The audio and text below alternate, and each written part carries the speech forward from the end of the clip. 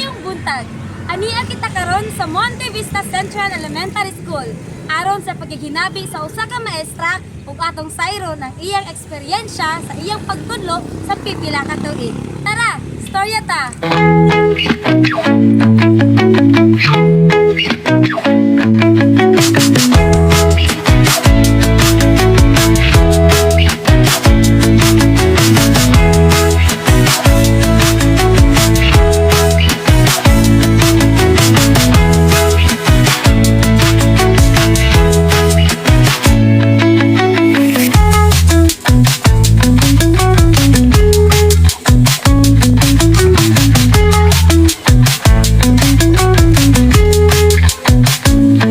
Mayong buntag, Ma'am Joy.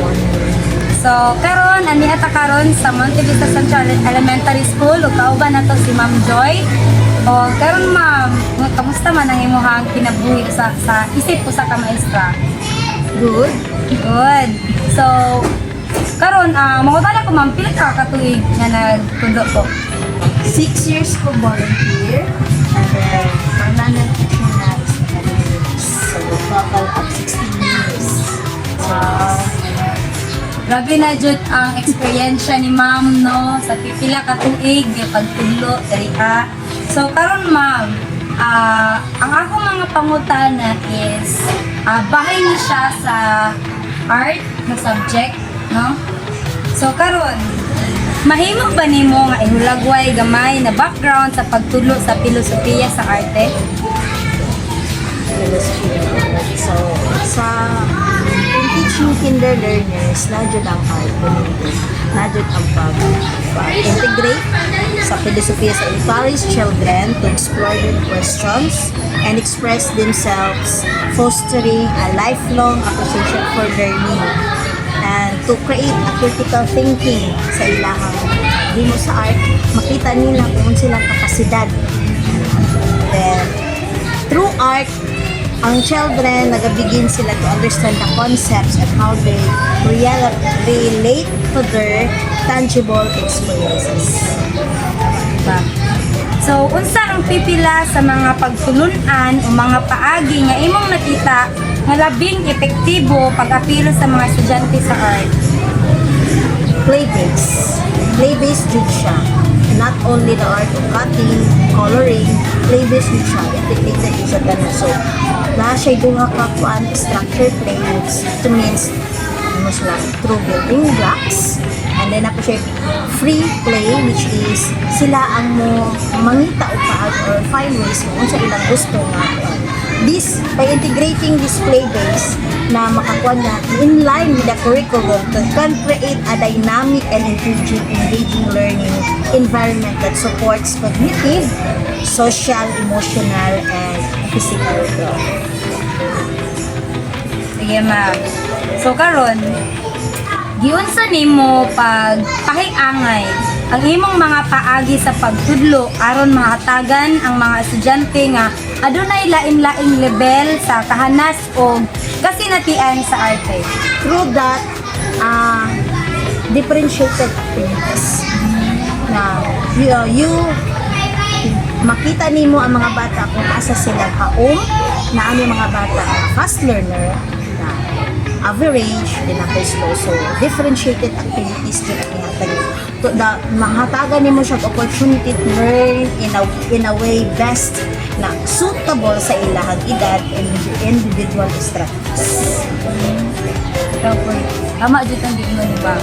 So karon ma'am, during sa imong pagtudlo sa ilahang ma'am, ginaunsa nimo pag-organisar ang imong classroom aron mapadako ang pakiglambigit sa estudyante o pagka-mamugnaon. We have blocks of time by time na siya buhaton in meeting time 1 na instruction nimo sa bata o buhaton in circle time which is group nimo sila sa circle time and then pag-instruct kung saan nimo sila o buhaton the behavior nila dapat mo nilang buhaton then you guided lang yun siya during circle time para makuha nimo makatch nimo or ma-target nimo ang unsay buhaton nila throughout 3 hours na. Mayo jud no. Mayo na jud na jud ako eksperyensya si ma'am sa pagtudlo sa mga bata. Ug karon unsa ang mga estratehiya o strategy ang imong ginagamit sa pagdumala sa nagkalain-laing lawak klasihan pagsiguro sa tanan gibati sa mga estudyante nga giapil o gisuportahan? When it comes to strategy, there's a lot of mapapal sa imong mind na this strategy is suitable sa bata, which is ang primero dyan mo is observational assessment. You observe the child or the learners kung saan mo siya pag kuan sa iyang gusto. Then, diha nimo makita iyang language and communication skills, ang iyang social interactive, and then the problem solving skills. Then, ang pandi po diha ang iyang motor skills. And number 2 is the developmental checklist. We have early childhood developmental checklist, which is daghando diha ang domain. Makita nimo diha kung unsa ang kakayanan na sa bata. And then, by areas na diha ang cognitive skills, the social, emotional, and physical development. And ikatulo is parents and caregivers input. Need jud siya, kailangan jud siya na naa jud input sa mga parents kung unsa ang bata sa room. Imuha siyang what do we call say that? Imuha siyang i-inform that the parents kung unsa ang kakayanan kung dili pa kaya sa room. And then another thing is lahi ang behavior sa bata sa balay when it comes to school na, sa sulod na. Naadyo'y mga ingana nga bata na, hala, ingani di ang bata. Hala, ingani di ang bata. Hala, dili lagi ingana akong bata sa balay, ma'am. O diha di ay sa sulod sa room, makita nimo or ma-observe nimo nga, ay, kaya na sa bata, dili pa niya kaya. So, dito nimo ma-input sa parents na dapat tabangan or i-appreciate. And then, the parent-teacher conference, mupunay dapat isa na ito. Through report card, na dito sa report card na mo na makita nila nga, ay, kaya na sa bata. Which is not numerical, but letters. When it say beginning, doon ay tulo ka kung ano na component nila na isa anong beginning pang bata, developing pa ba ang bata, or consistent pa ba ang bata sa learning kasulod sa room. Then, the home observation. When it comes to home observation, inon dyan mo ang parent na unsay mong na-observahan sa bata sa balay, nanong lahi man diri. So, may mga times nga dili pa showy ang bata, shy type pa, pero pag-abot sa room ay ngana ang bata. So, ngana lang.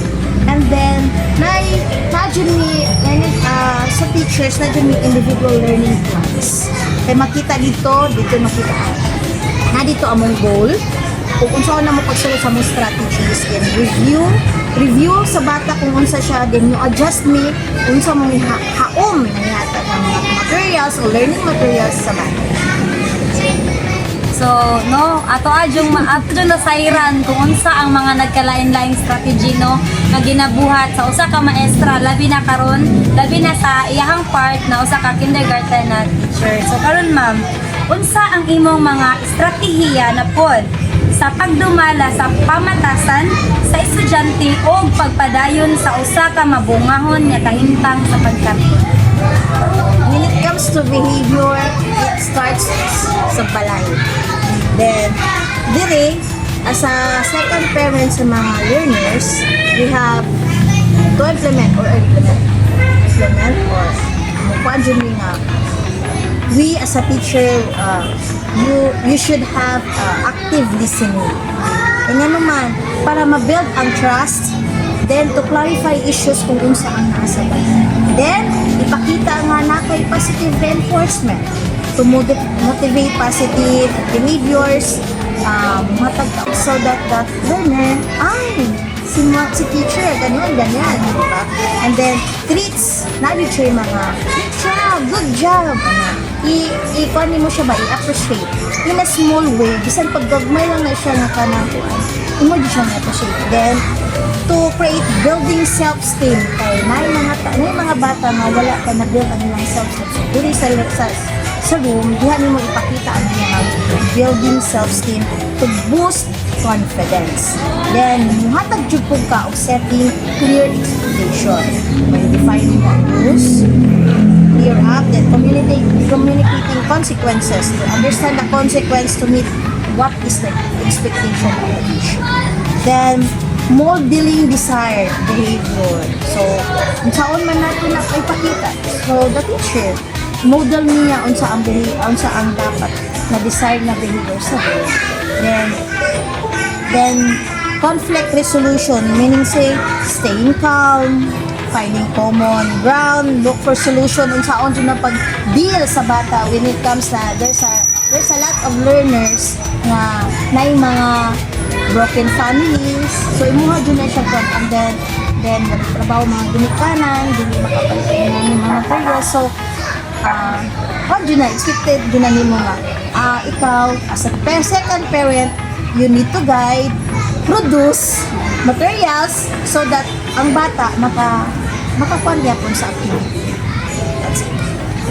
No, ato yung masayo jud ta no kung unsa jud ka lisod mag-handle og sa ka mga bata. So believe jud ta sa to ang mga maestra no karon labi na karon na panahon, karon na generation. So karon ma'am, yun sa nimo pag pili o pagpahiangay sa mga materyales aron matubag ang lain-laing mga panginahanglan sa imong estudyante lakip na kadtong adunay mga kulangan o espesyal na mga talento.